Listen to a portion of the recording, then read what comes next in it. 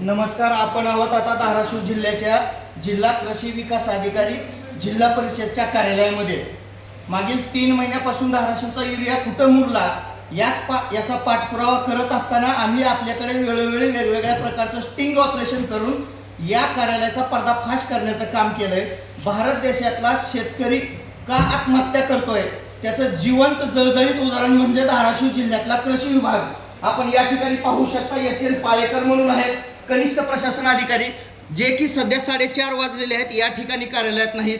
यानंतर आपण या ठिकाणी पी.वाय. जाधव म्हणून आहेत सहाय्यक प्रशासन अधिकारी, ते पण या ठिकाणी हजर नाहीत.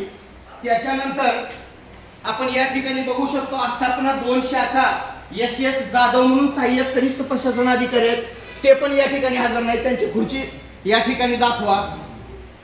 त्याच्यानंतर एस.एल. सोमनवार म्हणून आहेत लेखा भांडार शाखेचे, त्यांचीही खुर्ची दाखवा. भारत देशातल्या शेतकऱ्याची आत्महत्या करण्याची वेळ काय येते तर त्या ठिकाणचं कृषी विभाग असेल. भारत कृषी प्रधान देश म्हणला जातो.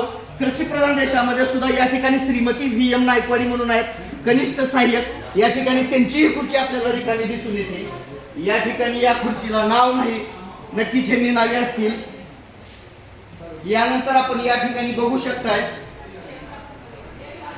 आस्थापनेला सगळ्यात महत्वाचं म्हणजे आवक जावक डिपार्टमेंटला सुद्धा कोणी नाही.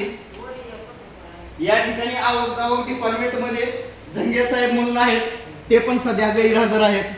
त्याच्यानंतर वरिष्ठ सहाय्यक एस पाटील यांचीही खुर्ची दाखवा. यांची तर खुर्ची उलटी आहे, त्याला दिशा सुद्धा या ठिकाणी यांच्या आस्थापनेच्या विभागाच्या बाजूला नाही, कॉम्प्युटरच्या बाजूला नाही, या ठिकाणी आपण दिसू शकतोय. यानंतर या कार्यालयाचे प्रमुख असलेले पाटील साहेब आहेत, आपण त्यांच्याकडे जाऊ आणि त्यांच्याकडूनच या कर्मचाऱ्यांसाठी काय नेमकं करणार आहेत हे पण जाणून घेऊ. साहेब नमस्कार.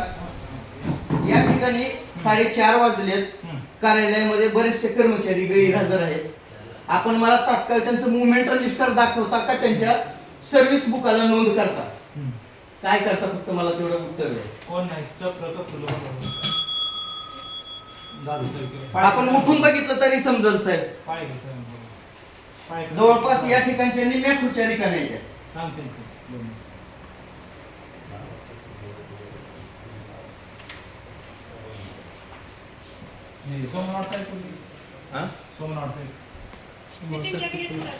त्यांच्याकडे 2 चार्ज आहेत.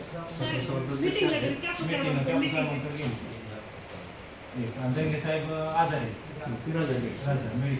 काय दिवस बघायला मिळेल का? बाकीची पण आहेत आणखी तिथं ते 2 जाधव कोणतरी आहेत, पी.एस. आणि ए.एस. का कोणतरी 2 जाधव आहेत, ती पण गैरहजर आहेत. आता आपण नव्हतं साहेब आपल्या याच्यावर मी आल्यावर भेटलो. विषय असे नव्हते.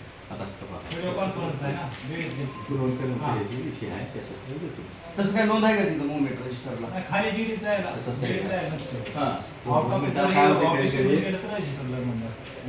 दुसऱ्या ऑफिसला. बरं, मी एक निवेदन दिलं साहेब आपल्याकडे. धाराशिव जिल्ह्यातल्या ज्या कृषी दुकानदारावर आपण निलंबनाची कार्यवाही केली त्यांच्यावर कुणाला असा गुन्हा नोंद झालाय का? गुन्हा नोंद फक्त एसवी ऑफिस करू शकतं, हे ऑफिस करू शकतं. बरं, आणि आपण काल परवा मी तुम्हाला एक फोनद्वारे एक सुद्धा संपर्क साधला होता. 7,883 मेट्रिक टन खत शिल्लक आहे म्हणून आपण उत्तर दिलं. ती खत कुणाला विकला याची मी माहिती मागितली होती. ती न करता ती माहिती तर दिलीच नाही. परत पण आपण प्रेस नोट काढली 5,500 मेट्रिक टन मागवले आणि त्यातला बराचसा खत हा जवळपास माझ्या माहितीनुसार 2600 टन काहीतरी काल एक परवा खत आला असला अंदाजे. त्यामध्ये आपण खत दुकानदाराच्या गोडाऊनमध्ये न शिफ्ट करता या ठिकाणी ITI कॉलेजच्या शेजारी असलेल्या महामंडळाच्या वखारमध्ये शिफ्ट केलं. तुम्हाला फोनवरून कल्पना दिली होती, त्याची पण माहिती घेऊन माहिती देतो म्हणून. ज्या दुकानदारांनी पैसे दिले, डिमांड केली, त्यांना आरसीएफनं ते पुरवठा केलेला. आरक्षेपनं पुरवठा केलेला. पण लिंकिंगचा काय प्रकार आहे त्याच्यात? लिंकिंग काय समजा तक्रार आहे नाही, दुकानदाराकडे गेलं का की दुकानदार म्हणतात की बाबा लिंकिंग आहे, त्याला 1,500ची वस्तू घ्या, 1000ची वस्तू घ्या. असेल काय असेल ते दुकानदाराने एसवी ऑफिस किंवा एडी ऑफिसला पत्र द्यावं, बाबा ह्या किंवा पावती द्यावं, हे लिंकिंग झाले. त्यानुसार तारीख एसवी ऑफिसला सर्व द्यावं म्हणजे कारवाई करावी. बरं, मी 3 महिने झालं साहेब हेल्पटा मारतो आपल्या ऑफिसला.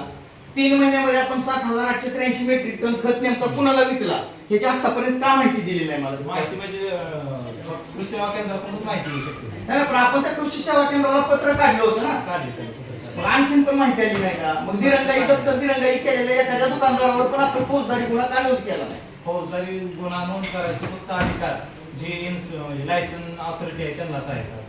आणि तसं कळवलं एसओ ऑफिस सांगितलं. अहो साहेब, एका दुकानदारानं प्रिन्सिपल वाढ करण्यासाठी 6 महिने वर्ष झाले, त्यांची सुद्धा प्रिन्सिपल वाढ नाही ती. तसं तुम्ही कळवलेलं मला पत्र दाखवा बरं. प्रिन्सिपल वाढ गुन्हा नोंद करण्यासाठी तुम्ही जे पत्र काढलंय ना, प्रिन्सिपल वाढ करण्याला हे ऑफिस जबाबदार नाही, जे लायसनिंग ऑथॉरिटी ना प्रिन्सिपलला वाढ करणार ते आहे मला माहिती आहे, पण तुमच्याकडे गुन्हा नोंद करण्यासाठी तुम्ही जे पत्र काढले म्हणतायत ना, ते फक्त पत्र द्या ना मला. खत उत्पादक म्हणजे खत पुरवठादाराला फक्त आम्ही याद्या सादर करा आणि अशा प्रकारे उडवाउडवीची उत्तरं जिल्ह्याचे जिल्हा कृषी विकास अधिकारी या ठिकाणी देतात. आपण बघू शकता 3 महिने झालं फक्त यांना मी एकच विचारतोय की युरिया कुठं मुरला, खरा युरिया कुणी मुरवला असेल तर हे अधिकारी जबाबदार आहे त्या युरिया मुरवण्यात धाराशिवचा.